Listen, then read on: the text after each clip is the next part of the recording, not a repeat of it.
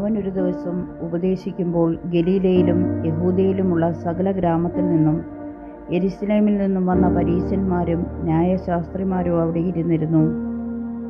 സൗഖ്യമാകുവാൻ കർത്താവിൻ്റെ ശക്തി അവനോടുകൂടെ ഉണ്ടായിരുന്നു. അപ്പോൾ ചില ആളുകൾ പക്ഷവാതം പിടിച്ച ഒരു മനുഷ്യനെ കിടക്കയിൽ എടുത്തുകൊണ്ടുവന്നു. അവനെ അകത്തു കൊണ്ടുചെന്ന് അവൻ്റെ മുമ്പിൽ വയ്ക്കുവാൻ ശ്രമിച്ചു. പുരുഷാരം ഹേതുവായി അവനെ അകത്തു കൊണ്ടു ചെല്ലുവാൻ വഴി കാണാഞ്ഞിട്ട് പുരമേൽ കയറി ഓട് നീക്കി അവനെ കിടക്കയോടെ നടുവിൽ യേശുവിൻ്റെ മുമ്പിൽ ഇറക്കി വെച്ചു. അവരുടെ വിശ്വാസം കണ്ടിട്ട് അവൻ, മനുഷ്യ, നിന്റെ പാപങ്ങൾ മോചിച്ചു തന്നിരിക്കുന്നുവെന്ന് പറഞ്ഞു. ശാസ്ത്രിമാരും പരീശന്മാരും ദൈവദൂഷണം പറയുന്ന ഇവനാര്?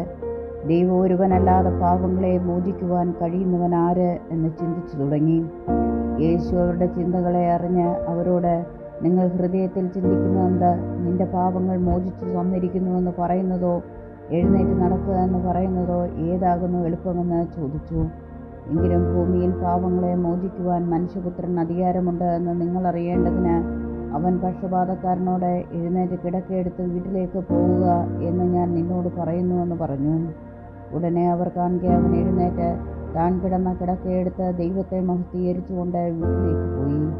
എല്ലാവരും വിസ്മയം പൂണ്ട് ദൈവത്തെ മഹത്വപ്പെടുത്തി ഭയം നിറഞ്ഞവരായി, ഇന്ന് നാം അപൂർവ കാര്യങ്ങളെ കണ്ടു എന്ന് പറഞ്ഞു.